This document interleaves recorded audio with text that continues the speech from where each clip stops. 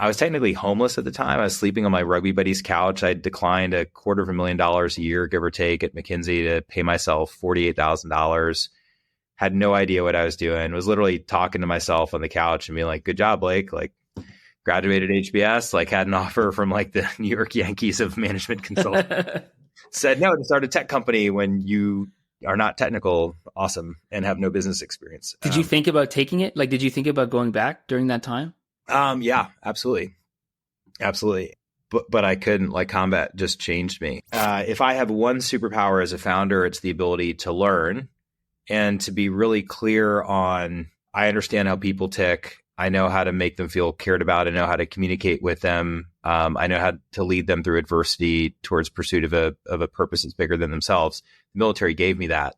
We have 130 million users. We signed up half of America now. Over 150 million in ARR. The business is growing at over 30% year over year. Our gross margins will push through 80%. Welcome to the Product Market Fit Show, brought to you by Mistral, a seed stage firm based in Canada.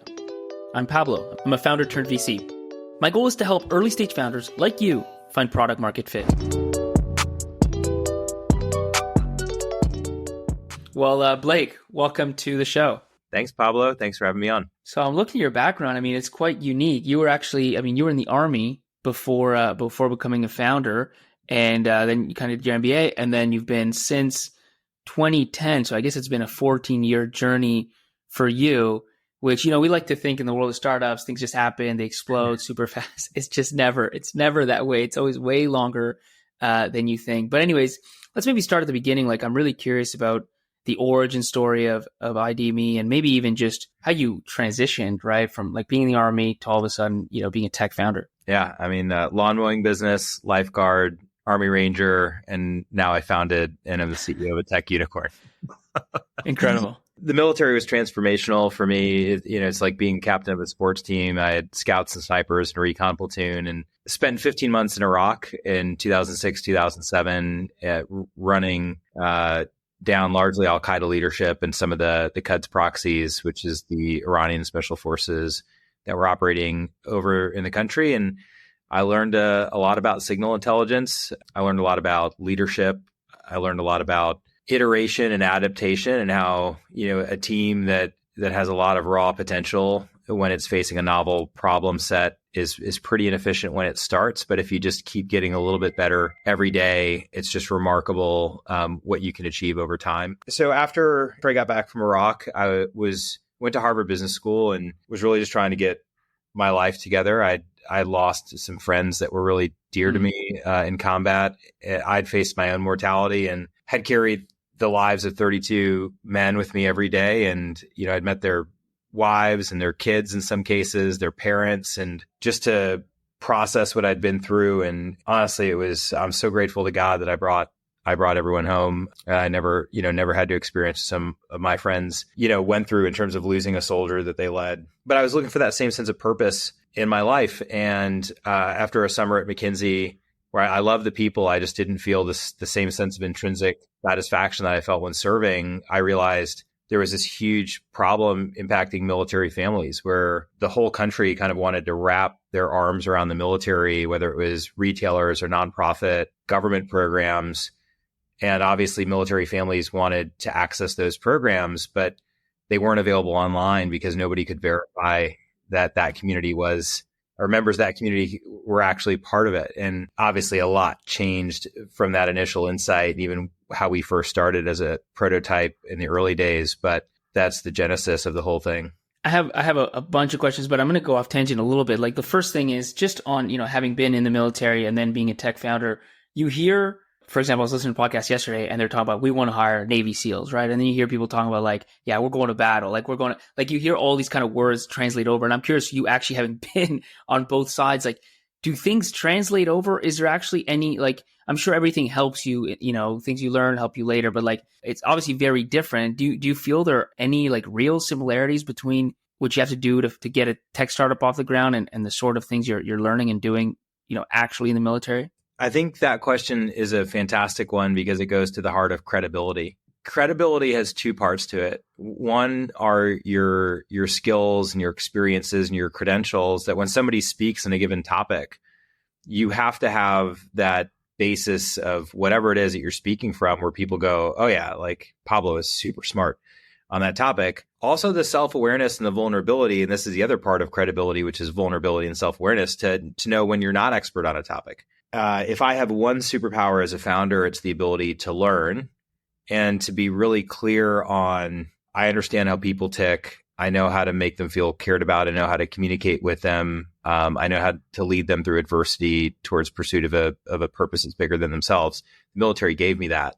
When you think about the raw skill that you need, though, I didn't realize at the time, I had some of the technical foundation from what I'd done over in Iraq, learning about how telecom networks operate and some things that were associated with it. But when we were first going out to raise, there was a VC that asked me, are you guys using OAuth or SAML? And I didn't know the difference between the two. I remember my face getting like bright red. This is a serious venture capital firm. Asked me one of the most basic questions about federated identity. And I had no idea. And so part of the feedback loop is, wow, you want to raise millions of dollars. You don't even know one of the very basic concepts of authentication. That can never happen again. And so you really have to feel that and feel that in a way where you have a growth mindset to say, I then went out and researched everything about OAuth and SAML 2.0 and OpenID Connect. And I got really deep into even the origins of the space and how, while the standards community was trying to figure out what it should be, Facebook just kind of came in and said, it's going to be OAuth for social login, and OAuth, dominated. And so as long as you take failure and adversity as a great moment for learning, it really is about getting enough reps where you could be credible on a subject. And today I will walk into CIOs and CTOs and I'll help explain how the market fits together, how their solutions work, what they do and what they don't do. And I'm enormously proud of that because 14 years ago, I didn't have any of that. And it was just a lot of learning and failure along the way that led to the point where we're actually like shaping and creating a new category in the market for authentication and digital wallets. What about the Harvard MBA? Like that's another one that people often talk about. Oh, like MBAs are, you've got, I think, the whole spectrum. It depends on what you want to do. But in tech startup land, a lot of people kind of, not that they look down on MBAs, but they feel like they're superfluous, not really necessary. Do you feel like that gave you an edge, especially when you talk about credibility and in the sort of space that you were operating? Everything is useful for sure. And I think people tend to be dismissive of domains of expertise that are outside their own. And for all of your listeners, I'd be really cautionary. That's the mark of insecurity and of ego that's going to be really destructive. That's a good point. My standpoint has always been be aware of how much you don't know. And somebody always almost has something valuable to offer. And you want to listen for that, because if you're just in your own echo chamber, you'll miss things. So what I loved, I was an economics and American history double major undergrad. There is a pattern to how markets develop. Mark Twain had this quote that history doesn't repeat itself, but it often rhymes. And so once you kind of see these patterns, you can begin to be able to predict how like a newer market is going to evolve. And that could be like looking at how Henry Ford, did the Model T for automobiles, and then Alfred Sloan at GM came along and then kicked Ford's butt for 2 decades by personalizing the market. And you can kind of look at, you go, oh yeah, like Facebook and Friendster and MySpace, and now you've got Snapchat and TikTok and X, that you have these initial validations of the market on a use case, but then it typically like explodes and personalizes in phase 2. ATMs and Visa and MasterCard, as far as like getting rid of digitizing cash and making payments consumer centric, so that and digital, so that you don't have to spend as much time in line when you're checking out. And once you're able to understand those patterns, I think that can be enormously helpful. But I think there's diminishing marginal returns that ultimately, if you're going to be a founder of a larger company, you have to be a generalist, but you also have to have credibility that is based in an area of core expertise. So I think it was Brian Armstrong at Coinbase. He wrote this great post about there's like 4 archetypes of CEOs. One is like a sales and marketing CEO. And I think he used like Mark Benioff as a great example of, he can be super successful. Technical CEO like Zuckerberg at Meta, an operations CEO like Kalanick at Uber. And then you could have a design and products CEO like Brian Chesky at Airbnb. All 4 archetypes, obviously enormously successful as CEOs. So they have one area of domain expertise. For me, my area of domain expertise is product and product marketing. And what makes me really successful when I talk to very, CIOs and CTOs of very large organizations is that my expertise on the market makes me credible. That makes them trust me. And as we walk through it, they're ultimately, whatever that relationship is founded in trust based on the fact that we're going to deliver on what we said we're going to do because there's enough that we've shown them for how the system connects. They believe in that it works. So back to your point, I mean, I think it was enormously helpful for me in the context of needing just some quiet in my life to process combat. I hung out with some of the smartest people in the world for 2 years. And I took a lot from that. I don't think I would have wanted to stay there longer than 2 years because you need to go out and acquire real skill and domain expertise. And that's what I've done as a founder, after some of those like tough conversations like the one we just talked about. So take me back, to 2010, like the high level problem you identify around, veteran families, military families accessing a lot of the help that's out there. I guess I'm curious, like, what was the specific problem? Was it a problem of discovery of not even knowing what's out there? Or was it really this problem of proving that you should have access to it, which is, what ultimately you're after with the IDs? So first, had no idea what I was doing. And so it's a good start. Because, we're starting with the end here of like running, we have 130 million users. We signed up half of America now. But at the beginning, had no clue at all what I was doing. In the spirit of, how do markets develop? Facebook had come out of Harvard. It was just for the Ivies and then for students. Pinterest was just for Midwestern moms. Uber started, with affluent riders and black car drivers. And so I thought that maybe the opportunity initially was to create a more trusted version of Craigslist. Military families move twice as frequently as the typical American family. Craigslist actually didn't cover a lot of those communities. And I was like, maybe if you could create a more trusted version for like moving specifically as an entry use case that you could then expand from military to students who also move quite frequently. And then that could become the foundation to build a mass market product that disrupts Craigslist the same way that you had these very targeted market entry strategies by some of the biggest companies in the world in Facebook, Pinterest, and Uber. So for you, to be clear, like military families you were really thinking about it as just a wedge, just a way to get in. And what are some products that you could tailor to them, but then that would expand to everybody else, like Facebook, et cetera? That's it. That like had read a lot of Paul Graham, and the paradox here is that in order to win big, you have to focus small. And Jeff Moore has done a lot of research on this too, with like crossing the chasm, your early evangelists, your early adopters. I just had the good fortune to be on Simon Sinek's podcast a couple weeks ago. What he talked about a lot is that whoever your early evangelists and early adopters are, they will always be the loyalists and the fanatics and the advocates for your brand. And I just found that to be really interesting, that even as you build this mass market product, the core of who the brand is still always anchored in those initial segments that get you going, which was not something that I had heard before even just a few weeks ago. So always learning along the journey, and amazing to get, tidbits like that. But it was just as a wedge, and I wanted to help the community. But I found two things. In order to solve the kind of double-sided market problem that you need enough supply to get demand and users, and you need enough users to have people take the time to post, I was like, I'm going to need to get USAA and military.com to distribute this so that I can jumpstart and get the users. And that will lead to enough content where maybe we could jumpstart this thing and get going. And it just turned out that after talking with them, maybe the lowest moment I had as an entrepreneur would have been December of 2010, January of 2011. I was at my mom's house in New York City. This is like 6 months post HBS. Had a great meeting with USAA in like October, November. Hadn't heard anything back, but they were really excited when we left the room. And I called the executive there and I said, hey, what do you think timeline looks like for next steps? And he said, well, fast for us is 18 months. But like par for the course is like 2 to 3 years. Crazy. And I was technically homeless at the time. I was sleeping on my rugby buddy's couch. I declined $250,000 a year, give or take, at McKinsey to pay myself $48,000. Had no idea what I was doing. Was literally talking to myself on the couch and being like, good job, Blake. Like, graduated HBS, like had an offer from like the New York Yankees of management consulting. Said no to start a tech company when you are not technical, awesome, and have no business experience. Did you think about taking it? Like, did you think about going back during that time? Yeah, absolutely. Absolutely.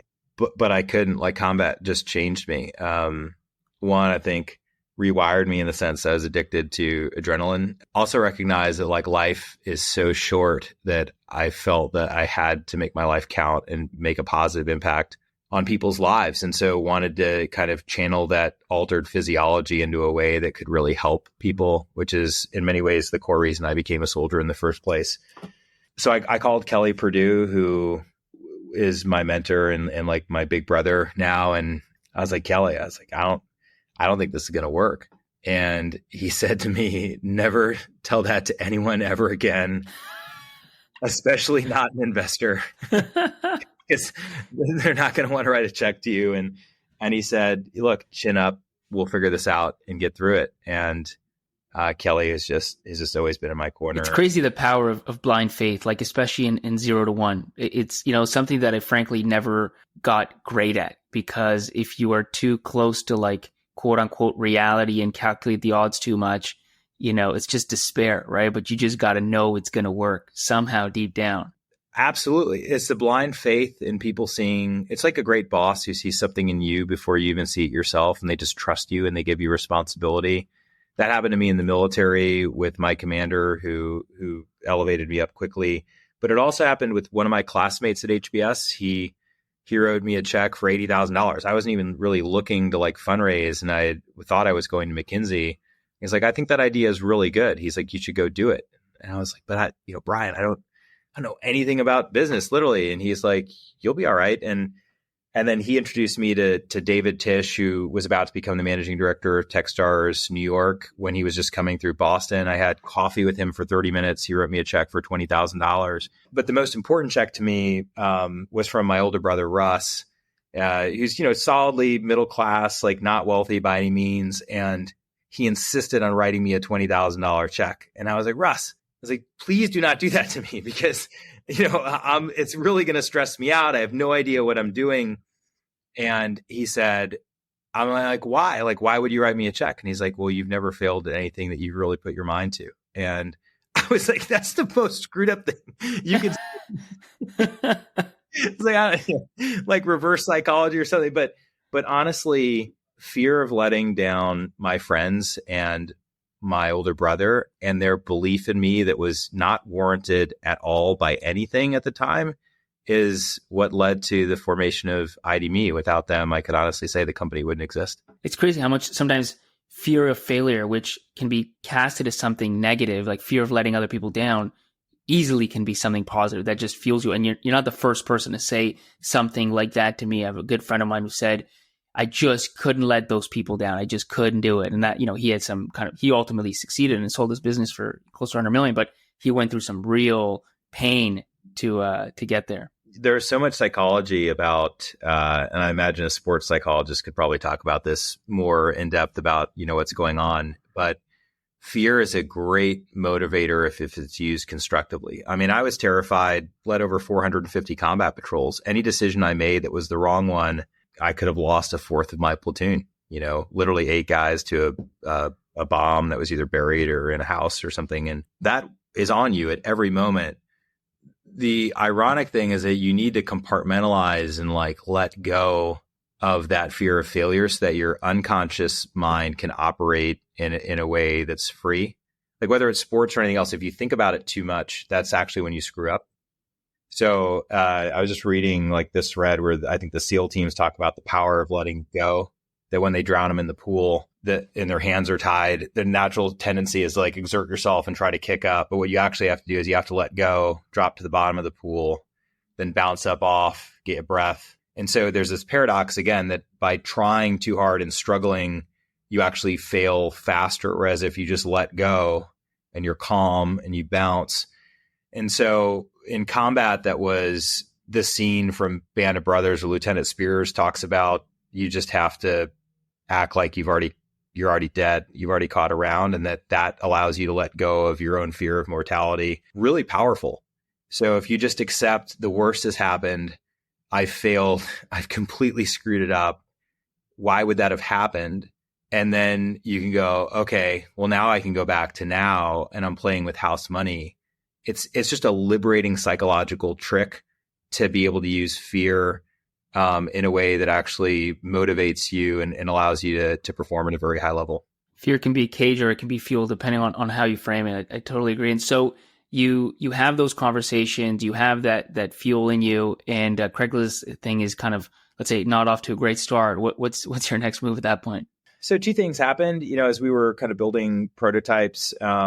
We did one quick pivot where Living Social in 2011 was really hot in the daily deals model. And we said, well, if you can't build supply like at scale, you could potentially do what Living Social is doing, which is like you only need one deal a day and for it to be a good one. And if what was Living Social? It's been a while. Deals, like Groupon. So same thing, like, you'd have one powerful deal and they'd run one per day and they'd go out and that was all the rage. It was valued at billions of dollars at the time here in DC. And so it was like, okay, well, what if you could have like one amazing offer a day? That seems like solvable on the supply side, and you could build a gated garden to only let in verified members of the military to help them access resources on the other side. A few months went by, looked at the cohort data, and I saw that the churn numbers for engagement just didn't indicate a sustainable business model. But you built it. So you actually built the website, you directed traffic to it, you got it off the ground. Okay. Built an MVP and had a prototype pretty quickly. But the feedback we got from a lot of the merchants that we were talking to, they're like, how many users do you have? And we had like 50 or 60,000. They're like, that's not enough for us. If you're talking to like the really huge like the Sam's Clubs of the world, or national restaurant chains and things like that. They're like, that's just not enough. But they said your ability to verify identity in real time, what you built at the front door for your app, that's really interesting. And so, Microsoft had a program where they were delivering free e-learning vouchers, but were making veterans go in person to kind of pick them up. And I asked the marketing manager about that. And she's like, well, we know it sucks, but we don't have a way to verify who they are online. These things retail for hundreds of dollars. I said, well, what if you did have a way to verify online? She's like, then we might take advantage of that and use that. And the other brands had the same feedback. They're like, we would love if you could build this within our channels and our apps. We would love to segment out this particular community. So that was a learning where in my head, I said, oh my gosh, like PayPal for identity, where you could create an identity wallet, all these brands that are trying to reach the same segment of consumers, you could spread the friction of verifying them across all of the different brands that used it. What was hard? Maybe a stupid question, but like, what was hard about it? I mean, especially because today was 2024, right? So you take a picture of your driver's license, and like, yeah, you're verified, right? What was that? What was the reality back then in, I guess, 2011-ish?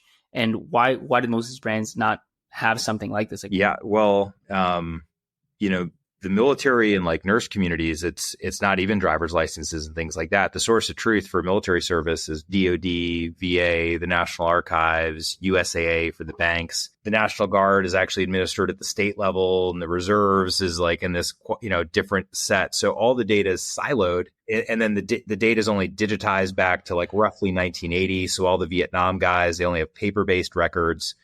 And so it's quite challenging on the back end to say, well, if you're going to verify military service, do you actually have connectivity to the source of truth, right? That if you wanted to verify my educational degree from Vanderbilt, really the only educational institution that can do that is Vanderbilt. So how do you get connectivity back to the issuing source for any given credential? Because your audience are like early stage founders, I want to talk a little bit about, what happened after the conversation with Kelly. So I find out USA and military.com, aren't going to come through. It's then February of 2011. I've been on my buddy's couch for almost 7 months, like maybe a little bit longer or whatever since graduation. And I decided I've got to move the company down to DC, both to be able to be a big fish in a small pond, compete with government contractors to hire engineers. I felt good about that. I did not feel good about New York or Boston. And if all of sort of, the military data and everything else was largely in the federal government, I needed to be close to those agencies to build relationships. When I moved down to DC during a blizzard. So I had my pickup truck with a U-Haul and, my mattress behind it. Solo founder, by the way, or did you have like a co-founder at the time? Co-founder Tanel was in Estonia at the time. Okay. So he's over in Estonia. The other guys who worked in the academic project, one had gone to Goldman Sachs. The other one had gone to BCG, and the other one had an active duty commitment to the Navy. So it was just me by myself, and then Tanel in Estonia. And at that time, I think I had $7,000 in my personal bank account. I had $5,000 left in the business bank account. And when I got down to DC, I signed a lease for this like townhome because I figured out it would be cheaper to have like developers, living upstairs, which is what ended up happening, and like customer service on the desk. $50,000 lease is what I signed when I only had $12,000 in the bank and no source of income or revenue. So at that moment, I ended up calling David Tisch, and I was like, I'll literally sell. My brothers had bought me. I thought I was going to die in Iraq when we got extended. And so they bought me like my dream, like Corvette Z06 that was waiting for me when I came back. Very special to me because my brothers had trailered it across half the country. And I said, I'm going to sell this thing because I need, cash. Realistically, you have 3 months of lease payments in the bank. Like that's it. Yeah. Wow. Yeah, exactly. Credit cards are starting to get maxed and all that stuff. And it was crazy. And so that was kind of a burn the ships moment. Did you do it? Did you sell? You sold that car? Sold the car. Yeah. Wow. Yeah. Maybe I'll get it back someday. I think it's Colorado. I'm sure you will. Yeah. But then was raising money and a few things happened. Needed to get to $500,000 for the first close. There was a great executive named Tom Ferries at USAA. And he said, even though, we're going to move slow here, he's like, I'd love to help you with the military service verification piece. And in April, we got like a memorandum with them where we were able to open up an API where they would help us with automated verification based on all the folks that they'd verified, and active duty, veteran, retiree, family. It was amazing.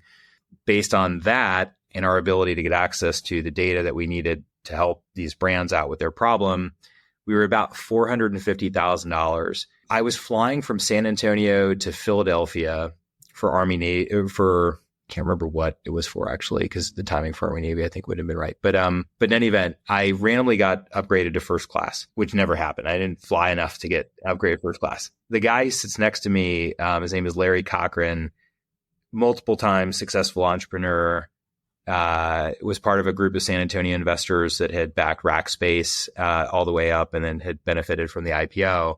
And we just had this amazing conversation. Larry and I actually just grabbed dinner like a week ago. And after you didn't know him, you guys just started talking. Met him on the plane. He wrote a $75,000 check. And that's how we actually got to our first close of $525,000. And without that, wouldn't have been able to take the money down at all. Wouldn't have been able to make the lease payments, would have completely failed and had a ton of debt. What do you think? That's an amazing story on its own, but that whole $500,000, how much of that was, in this case, I assume he just kind of liked you, like resonated, or what percentage of that do you think is just people who started to just believe in you versus people who just saw the opportunity, understood the opportunity of, ID verification, how big of a business that could be? I think it's more the Arthur Rock, like the belief in the person. And the reason we talked about this a little bit before the show, I think it's always science, is that a lot of the investors wrote me the initial checks. They're like, Blake, I really don't believe in the business model.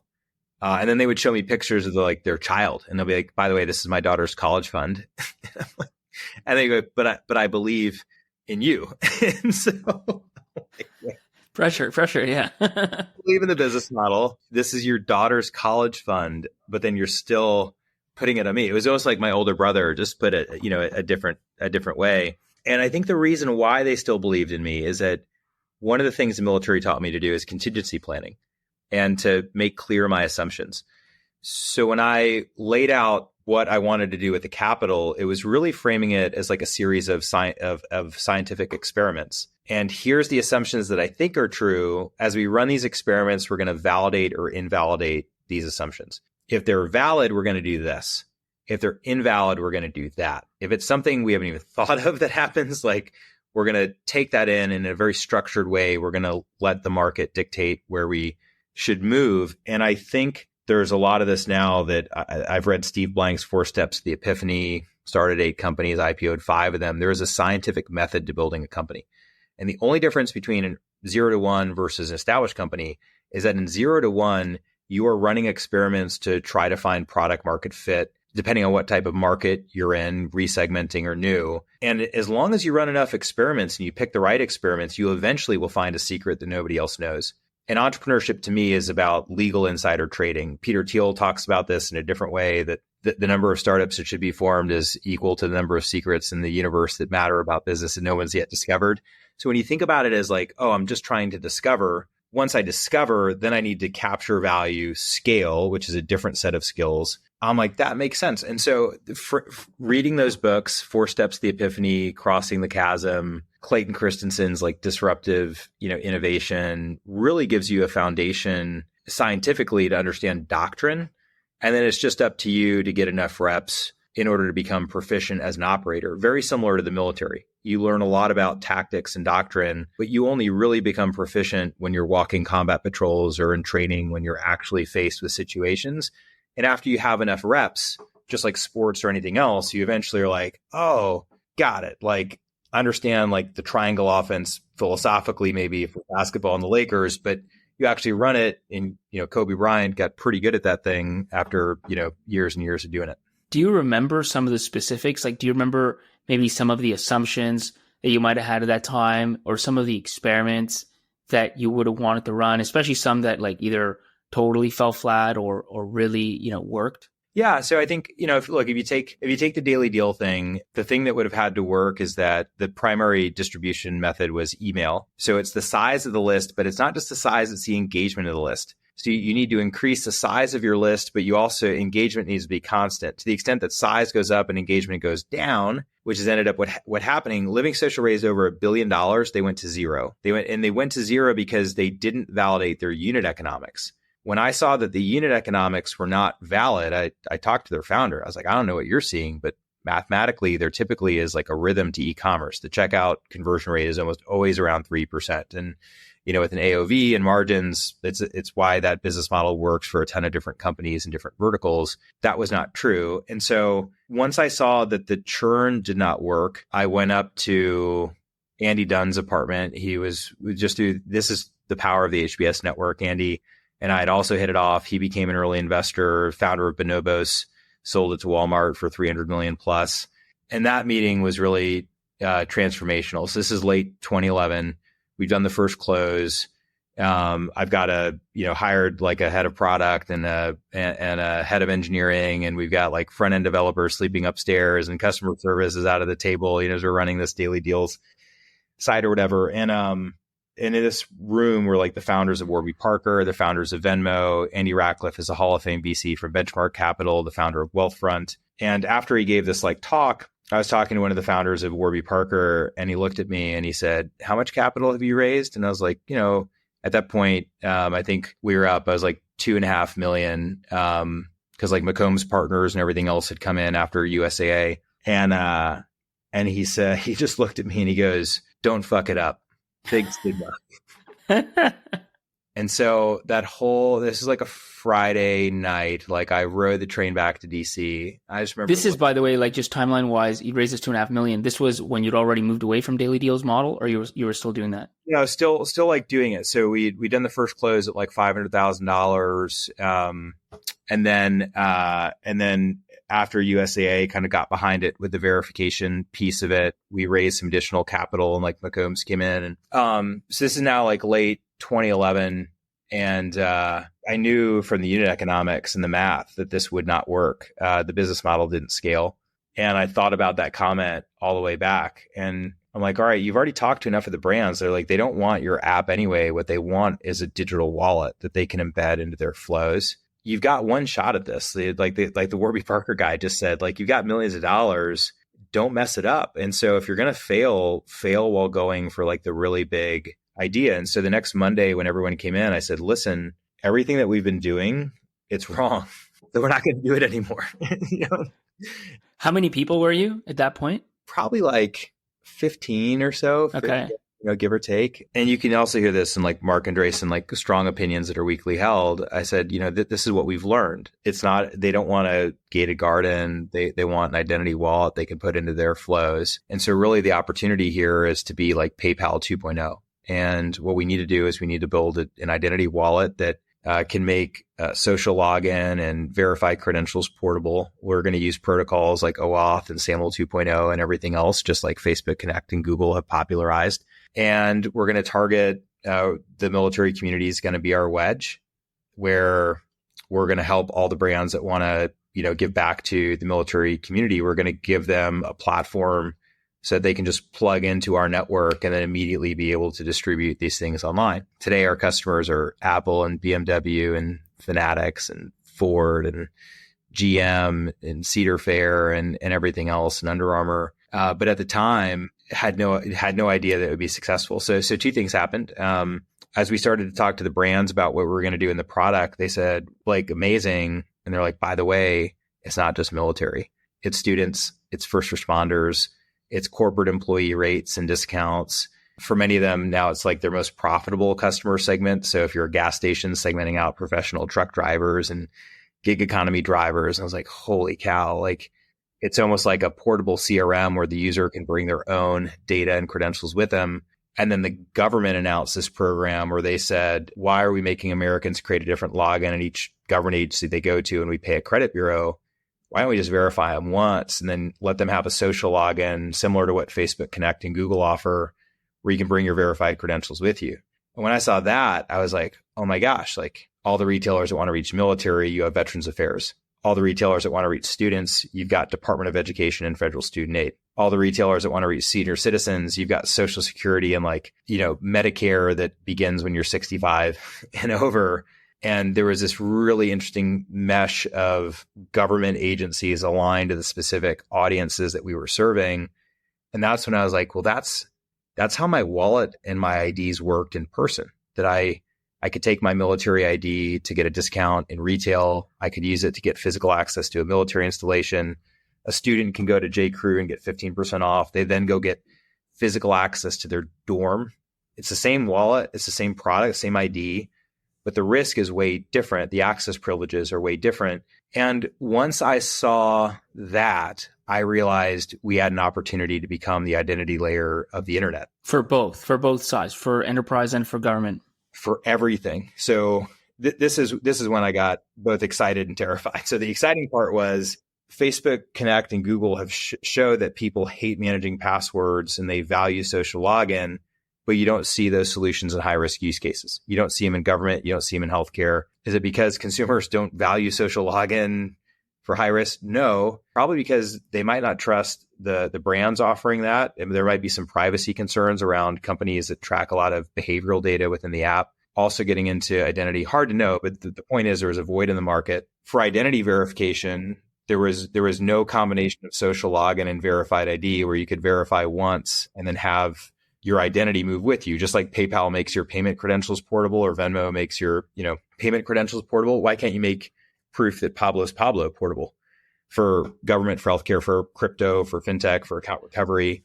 And if you could do social login and verified identity plus payments, plus your professional credentials for certain discounts, plus your business credentials for, proving that like I'm the CEO of IDMe when I want to go into the government representing my business and not necessarily my personal identity. I was like, oh my gosh, like this is really like Visa 2.0. Does this all come to you more or less at once, like in a tight amount of time, or do these layers kind of come over time as you build the business? Almost all of it emergent. This is now the culmination of 2 years really of trial and error and learning. And it was that train ride back when I kind of saw it. It was, all right, this model doesn't work, but the merchants and the government and the alignment. And I was like, oh man, it's Visa. And the way Visa started was actually out of Bank of America. Both the issuing and the network piece were coupled. And so we're both a wallet that can issue credentials and we're a network. But the terrifying part was we needed to get started. Like how do you start Visa if you don't have users or merchants or, any kind of credentials issued? And so we had to build this product, which it took us from like late 2011 till November of 2012 to build. By the grace of God, I still know Amy Ely and Dave Dembski at Under Armour. I love them till, for the rest of my life. They were facing like a budget shortfall, I think in Q4. And I promised them, like, if you integrated us into your flow, we'll drive at least, this many million impressions top of funnel for you. And based on my financial modeling, which came from HBS and Vandy on the econ side, this is what I think you'll drive in incremental revenue. They integrated us in November of 2012. So at the height of e-commerce. And we had a pilot with Telluride and with Veterans Affairs as well, but it was the Under Armour launch And the night before we went live, I literally felt like throwing up. I mean, I was literally like over my toilet, like felt like I didn't vomit, but that's how I felt like I was about to, which is why I was in there. I felt physically sick. It turned out the launch was What were you worried about? Like that it wouldn't work, or that it just nobody would care? Like, what was your biggest concern?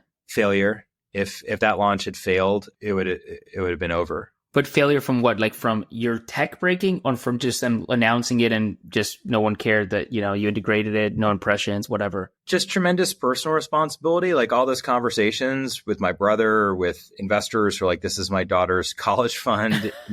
I'm a Midwest middle class kid where like if I owed somebody $10, I took that super seriously and I would make it a point, to pay him back. And so to raise millions of dollars and have everyone say, I'm just doing it because I trust you. The other side of that is like tremendous personal responsibility, because it felt like it was my name and my reputation that was at stake, not necessarily the tech. But we signed up, I think it was something like 48,000 users in the next 45 days, getting paid on acquisition. And that was product market fit. Walk me that's an amazing way to tie. Walk me through how that works. Like, so Under Armour embeds your solution into, let's say, their e-commerce site. Is it a big PR launch that accompanies this, or like where these 40,000 users, like where are they coming from? Yeah, think about it like a lot of how I think about technology is I just watch how consumers behave in their current workflows. And once you see how they behave, almost like when I went back to first principles, I'm like, well, how do I use my physical wallet? Well, one,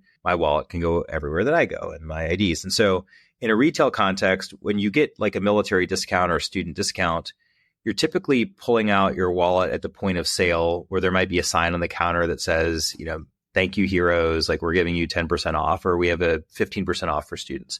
And so in an e-commerce context, we're typically integrated right into the cart underneath the promo code section. So if you went to Under Armour, for example, you would see ID Me there, or like Adidas or whatever else. And when you click on it, the experience is literally just like a payment wallet where you authenticate to ID Me. If you've already verified your affiliation with a community, you go straight to a consent screen. You can consent to release, yep, it's okay for this brand to know that I'm a nurse or a teacher now, a number of other groups. And we send over an OAuth token that triggers a hidden promo code that nobody ever sees, that applies whatever the offer is for that community. So the distribution, similar to like a payment wallet, is built into the checkout flow experience organically. So that makes sense. But why would that lead to kind of more impressions? I mean, that would just affect conversion, would it not? No, because you're now, it's all of like Under Armour site traffic, and whoever is a service member or veteran that's within their customer base, which is about 8% of their customers, give or take, becomes now a user for you, signs up for the wallet, verifies. So, but the magic of it is, and the reason why Under Armour is so special to me is because I said, look, like, please don't make this like an API or a white label product. And here's why. The records digitization only goes back to 1980. So the Vietnam guys who never felt the love of the country after they served and never felt what I felt as a post 9/11 veteran, they would basically have to upload a document of their service record at every single website they visited. It'd be way worse than the password problem. And they're already kind of older and a little bit cranky. And I was like, that my grandpa went to Vietnam twice, and my father-in-law went to Vietnam twice. I'm like, that community is really important to me because I never felt what I got to feel. And so in our model, they only need to verify one time, and then they can instantaneously release their pre-verified status everywhere else. Now the hundreds of brands that use IDB. And so the big part of our mission was around service and kind of leveling a playing field where sometimes the communities that deserve help the most in an identity,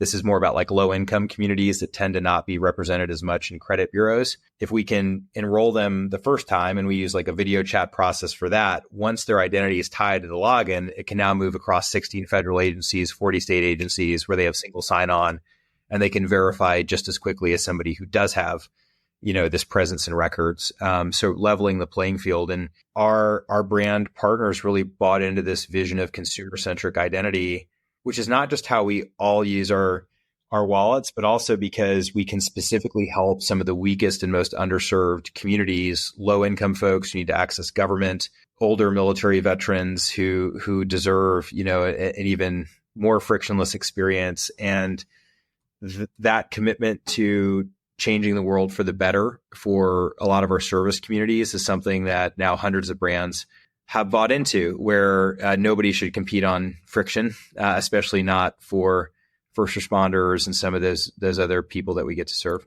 And do the brands like take Under Armour, like they're paying you? Is that kind of how the contract works? That's right. So we call it workflow-based return on investment, because ultimately brands want to have a consistent experience across their channels. And if you can't deliver it online, you're typically delivering it through like the call center or in person, and that ends up being far more costly, and it's a worse customer brand experience. So like Visa, I think before Visa, merchants paid roughly like 6 to 7% of the transaction in terms of dealing with all the cash, figuring out if they should extend credit, and then they would have to settle checks, but there was like different levels of risk. And so Visa, even though everyone now is like, wow, 2 to 3% is a lot, turns out without that third-party utility that's really good at settlement and payment, it used to be 6 or 7. So dramatically increase the efficiency of commerce. And there's and our business model is the same thing. We're just streamlining workflows for brands by allowing users in many cases to self-serve the verification event and to then consent to release their data over to the brand in a way that's trusted.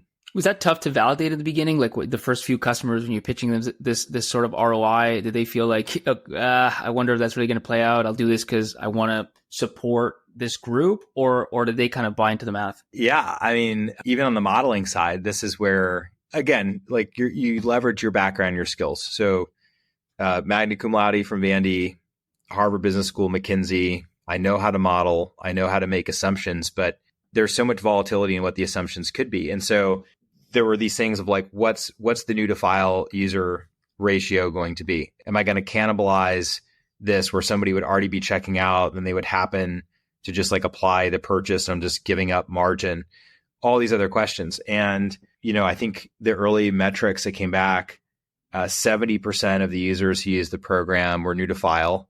The average order value was significantly higher than the typical. So I think like if you had an average order value of 100 and like a 10% discount, it turned out that the AOV moved to like 115 or 120. So with the discount, they actually bought more.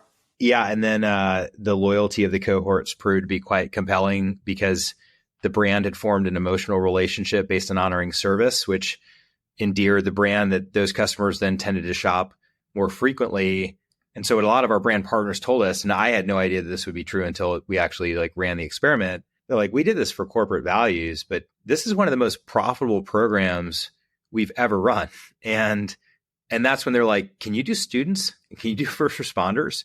And so there's this Ralph Waldo Emerson quote that says, it is one of the most beautiful compensations of life that no man can sincerely try to help another without helping himself. I think that principle came to bear here, but we had no clue, like mathematically, other than kind of a finger in the wind and some assumptions of how it would play out. So, and how did things work out from a revenue standpoint? Do you remember those early years? Like how quickly did you get, after that first contract in 2013-ish, how quickly did you get to $1 million? To, 2-3 million? Like, what was that kind of ramp like in those early days? Yeah. So, that ramp would have been to like low single digit millions, I think in like 2013 and 2014. And then there was a little bit of like a stalling out period where we were working on penetrating, the public sector. The North Star metric for me, since we're a network effect business, was always about the user base though. So what I was tracking, and I actually told our investors, I'm like, I care enough that they care that they're paying enough money for it to matter, but the early nodes are actually driving adoption and helping us drive greater utility. So I want them to pay less because they're providing value to us in a different way. So the user base is going 1 to 2 million, 2 to 4, 4 to 8, 8 to 16, 16 to 32. On a kind of year by year basis from 2013 on. Wow. Okay. During the pandemic, I think in like 2021, we signed up over 40 million Americans. Wow. Okay. And even still, like, even though you were focused on user, it was kind of like 0 to 1, 0 to 2 in kind of a year or so from the time that you figured out the thing till then. Yeah. And now incredible. Over 150 million in ARR. The business is growing at over 30% year over year. Our gross margins will push through 80%. I mean, so it's crazy. It's Visa. That's amazing. Yeah. Well, you're getting that Corvette back real soon, I assume. So Blake, I mean, this has been amazing. Let me end with the one question. We touched on product market fit. So the one other question I'm really curious with your thoughts on this is, if you could go back now 14 years, with one piece of advice or for yourself, what might that be? The very first thing is to find a mentor who's smart in your space, who cares about you. That is the single most important thing, because without Kelly Purdue, and I've told him this numerous times, I would not be an entrepreneur today. Finding somebody who's got your back and keeps your chin up, who's inversely correlated, and it's when I was doing really good as a kid, or I scored like a hat trick in soccer or whatever, my dad would look at me. And he'd look at me and he could tell I was like riding high, and he'd go, just remember, 1-0 shit wipes out 99 Hattaboys. And, but when I was really down, would pick me up. And so to have a mentor in your corner who carries you through the rough days, and then also when you're starting to believe your own BS, will deflate your ego and bring you back down to earth is really invaluable. And the second thing I would say from a doctrine perspective is read Jeff Moore, read Steve Blank's 4 Steps to the Epiphany. Once I read those books, I understood there was a scientific method to starting and building a company.